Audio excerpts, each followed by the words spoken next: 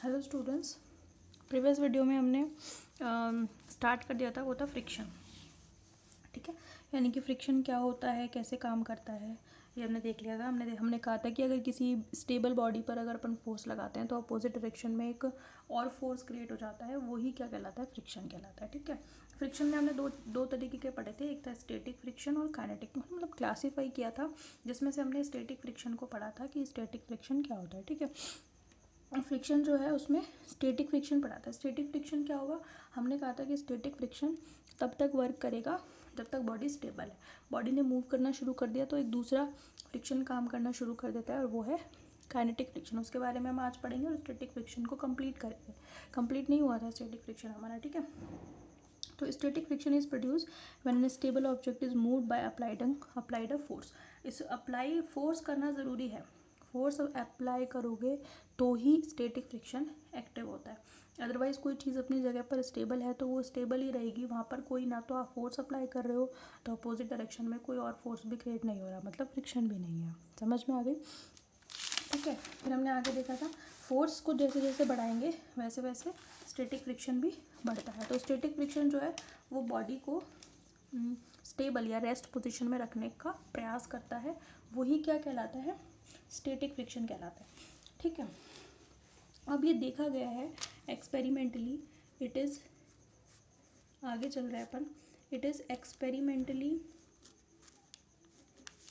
Found that the limiting value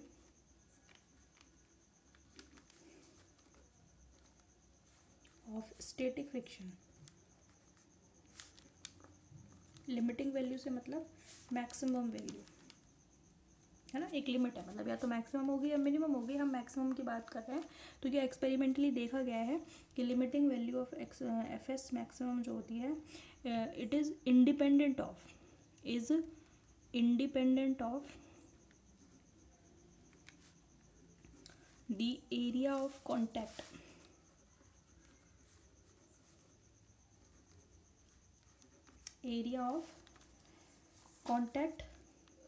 and varies with the normal force capital N S, यानी कि जो F S maximum है उसकी value जो है वो that is equals to mu S N. यहाँ एन क्या है, नॉर्मल फोर्स। अब ये नॉर्मल फोर्स क्या होता है, नॉर्मल फोर्स वो फोर्स होता है जो किसी भी पार्टिकल को या किसी भी ऑब्जेक्ट को बैलेंस करके रखता है ना। ये हमेशा ऑब्जेक्ट के परपेंडिकुलर डायरेक्शन में लगता है, ऊपर की तरफ। ठीक है, जैसे कोई बुक आपके टेबल पर रखी हुई है तो उस पर दो फोर्स काम कर रहे हैं। एक तो उस बुक के नीचे की तरफ mg फोर्स लग रहा है, अगर इसका m मास है तो स्मॉल m मास है तो स्मॉल mg लिख दो। यानी कि एक तो उस पर्टिकुलर बुक का वजन की वजह से जो ग्रेविटेशनल फोर्स लग रहा है वो नीचे लग रहा है। इस फोर्स को बैलेंस कौन कर रहा है, कैपिटल N। ये क्या है, नॉर्मल फोर्स। ये तो कौन सा फोर्स है, नॉर्मल फोर्स। ये कौन सा फोर्स है, ग्रेविटेशनल फोर्स, है ना। थोड़ा मैं आपको इक्विलिब्रियम ऑफ फोर्सेस बताऊंगी, उसमें आपको और समझ में आ जाएगा। ठीक है, फिलहाल आप इतना समझ लीजिए, नॉर्मल फोर्स ऑब्जेक्ट को बैलेंस बना कर रखता है, किसके साथ, ग्रेविटेशन। अगर ग्रेविटेशन फोर्स ज़्यादा हो जाएगा तो बुक टेबल के नीचे आ जाएगी या गिर जाएगी। समझ में आ रही है बात आपको? यानी कि अगर किसी चीज़ का वजन इतना ज़्यादा हो जाए, ग्रेविटेशनल फोर्स बहुत ज़्यादा है, आपने बुक नहीं रखी, कोई भारी चीज़ रख दी किसी टेबल पर, तो टेबल टूट जाएगी। वहाँ पर नॉर्मल फोर्स जो है उसको बैलेंस नहीं कर पाएगा। तो नॉर्मल फोर्स ग्रेविटेशनल फोर्स को बैलेंस करके रखता है, तो ही चीज़ें टेबल पर स्टेबल रहती हैं या किसी भी जगह पर स्टेबल रहती है। समझ में आ गई? तो ये जो स्टैटिक फ्रिक्शन है ये क्या करता है, अच्छा ये ना किस पर डिपेंड नहीं करता, इंडिपेंडेंट होता है। जो एरिया ऑफ कांटेक्ट है, एरिया ऑफ कांटेक्ट मतलब जहाँ पर ऑब्जेक्ट किसी सरफेस के साथ कांटेक्ट में आ रहा है, तो एरिया कितना हो गया, यहाँ से लेकर के यहाँ तक का। तो इस पर डिपेंड नहीं कर रहा, बल्कि ये नॉर्मल फोर्स पर डिपेंड कर रहा है। ठीक है, तो जो एन है यहाँ पर, here capital N is equals to, तो नॉर्मल फोर्स है। ठीक है, और जो म्यू एस है, म्यू एस क्या है यहाँ पे, दिस इज प्रोपोर्शनलिटी कांस्टेंट है, और ये कहलाता है आपका स्टैटिक फ्रिक्शन कोफिशिएंट। ठीक है, this is called coefficient of static friction.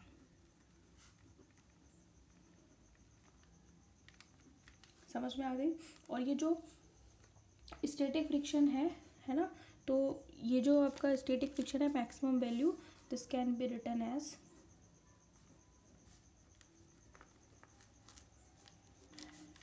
Experimentally less than equals to mu S N, sorry maximum नहीं होगा ये, केवल एफ एस होगा, that will be less than, मतलब इससे कम या इसके बराबर होगा, लेकिन मैक्सिमम वैल्यू जो होती है उसके इक्वल होती है, यानी कि कम भी हो सकती है बट मैक्सिमम वैल्यू इक्वल होगी, इससे ज़्यादा नहीं होगी, है ना, कभी भी म्यू एस एन से ज़्यादा स्टैटिक फ्रिक्शन की वैल्यू नहीं होगी।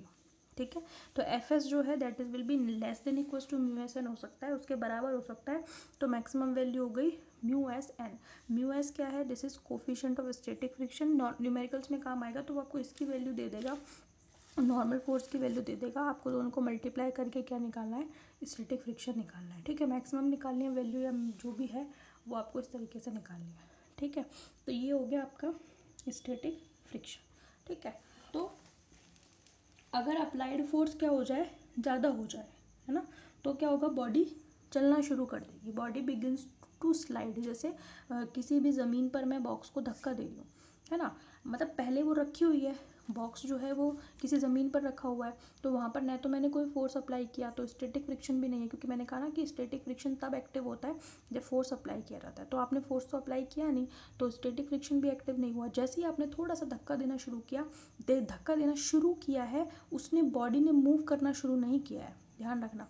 ठीक है, तो थोड़ा सा आपने जैसे प्रेस किया, उस पर थोड़ा फोर्स लगाया, तो अपोजिट डायरेक्शन में जो फ्रिक्शन क्रिएट हुआ वो स्टैटिक फ्रिक्शन होगा। स्टैटिक फ्रिक्शन के लिए सारी कंडीशंस हम पढ़ चुके हैं, ये आपको ध्यान रखना है कि static friction contact, area of contact पर डिपेंड नहीं करता, बल्कि नॉर्मल फोर्स पर, और प्रोपोर्शनलिटी तो कांस्टेंट है, ये this is called coefficient of static friction, इन पर डिपेंड करता है केवल। ठीक है, दूसरी बात, अगर मैंने बॉक्स को धक्का दिया, इतना पर्टिकुलर फोर्स मैंने उसको दे दिया कि अब उस बॉडी ने मूव करना शुरू कर दिया, तो स्टैटिक फ्रिक्शन खत्म, अब दूसरा फ्रिक्शन क्रिएट हो जाता है, that is called kinetic friction. ठीक है, तो उसी में चल रहे हैं अपन आगे, दूसरा है आपका kinetic friction.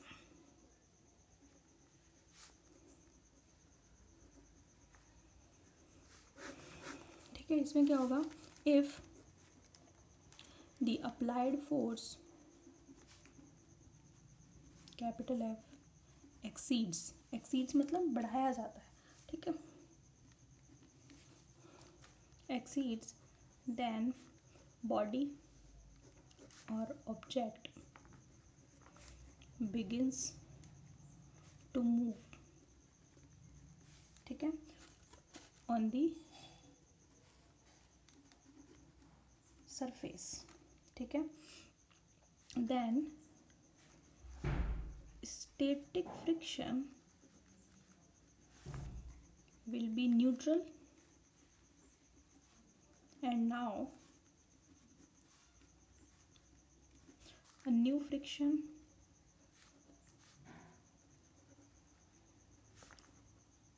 comes into picture, that is called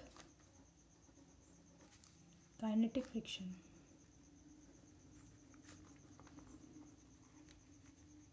Therefore kinetic friction active when body start move, यानी कि मूव करना शुरू करती है तो काइनेटिक फ्रिक्शन काम में आता है। मतलब आप इसको कैसे दिखाओगे कि ये बॉडी है, कोई भी ऑब्जेक्ट है स्मॉल एम मास का, तो इस पर एम जी नीचे लगेगा, नॉर्मल फोर्स ऊपर लगेगा, आपने एक फोर्स अप्लाई कर रखा है, लेकिन इसने मूव करना शुरू कर दिया, है ना, तो अपोजिट डायरेक्शन में एक काइनेटिक फ्रिक्शन, मतलब आपने इसको यहाँ लगाया, सपोज करो आप पीछे से धक्का दे रहे हो, तो आपने फोर्स यहाँ अप्लाई किया, तो काइनेटिक फ्रिक्शन अपोजिट डायरेक्शन में ऐसे एफ के, इसको हम किसे दिखाएंगे, स्मॉल एफ के से शो करेंगे। समझ में आ गई बात आपको, ये क्या है, स्मॉल एफ के। ठीक है, ये लाइन लाइन क्या शो कर रही है कि बॉडी ने मूव करना शुरू कर दिया। ठीक है, पहले हमने नहीं शो की थी। तो अगर आपने किसी बॉडी को पुश किया तो पुश करने पर अब वो चलना शुरू कर दिया उसने, तो उस अपोजिट डायरेक्शन में, मतलब वो उसकी गति को रोकने की कोशिश करेगी। तो जब आप साइकिल चला रहे हो, पेडल मार रहे हो, तो अब आपको कम फ्रिक्शन लग रहा है, लेकिन लग रहा है। आपकी जब साइकिल मूविंग पोजीशन में है तो उस कंडीशन में भी आपका फ्रिक्शन काम कर रहा है, पर वो फ्रिक्शन काइनेटिक फ्रिक्शन है। लेकिन जब आपने चलाना शुरू ही किया है ना, थोड़ा स्टार्ट ही किया है, तो वहाँ पे स्टैटिक फ्रिक्शन है, ठीक है। और जब चल गई साइकिल आपकी, तो आप मूव कर रहे हो कंटिन्यूसली, तो वहाँ भी फ्रिक्शन काम कर रहा है, पर वो कौन सा फ्रिक्शन है? काइनेटिक फ्रिक्शन है। ये आपको ध्यान रखना है, ठीक है। तो अब इसमें भी जैसे हमने स्टैटिक फ्रिक्शन में बताया कि एक्सपेरिमेंटली इसकी जो वैल्यू होती है, लिमिटिंग वैल्यू, वो एरिया ऑफ कॉन्टैक्ट पर डिपेंड नहीं करती, इस पर डिपेंड करती है। सेम यही कंडीशन किसके लिए होती है? ये आपके काइनेटिक फ्रिक्शन के लिए भी होती है, ठीक है। तो ये एक्सपेरिमेंटली देखा गया है कि जो काइनेटिक फ्रिक्शन है किसकी तरह? स्टैटिक फ्रिक्शन की तरह, वो भी एरिया ऑफ कॉन्टैक्ट पर डिपेंड नहीं करता, और इसकी वैल्यू जो आती है आपकी, वो यही आती है, ठीक है। देखें now, it is experimentally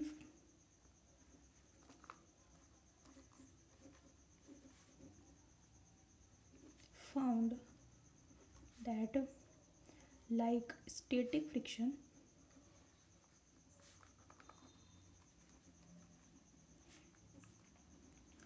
value of kinetic friction is also independent of area of contact,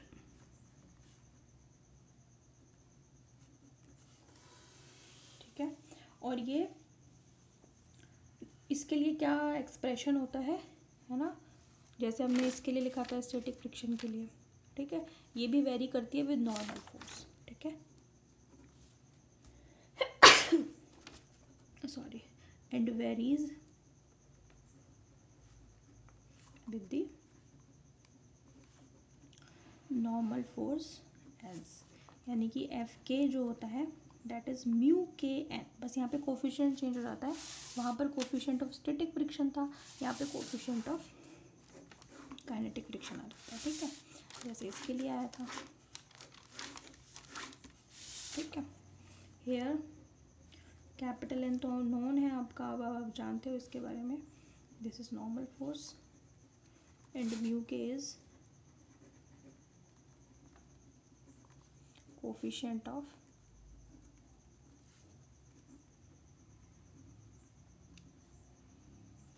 kinetic friction, ठीक है भाई। तो इस तरीके से आपका फ्रिक्शन का जो चैप्टर, फ्रिक्शन का ये जो टॉपिक है वो कंप्लीट होता है, ठीक है।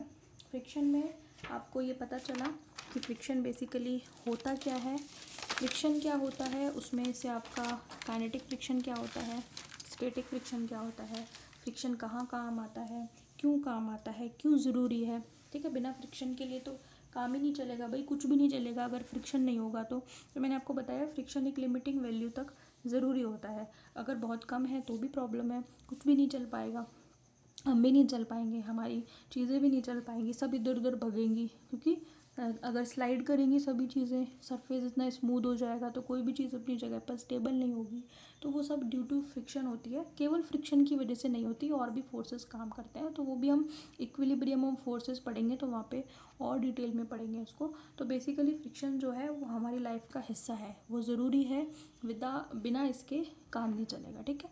बहुत ज़्यादा है तो भी प्रॉब्लम है फ्रिक्शन में, उससे मशीनें ख़राब होने का डर रहता है, इसलिए हम उनमें ऑयलिंग करते हैं ताकि फ्रिक्शन कम हो जाए, ठीक है।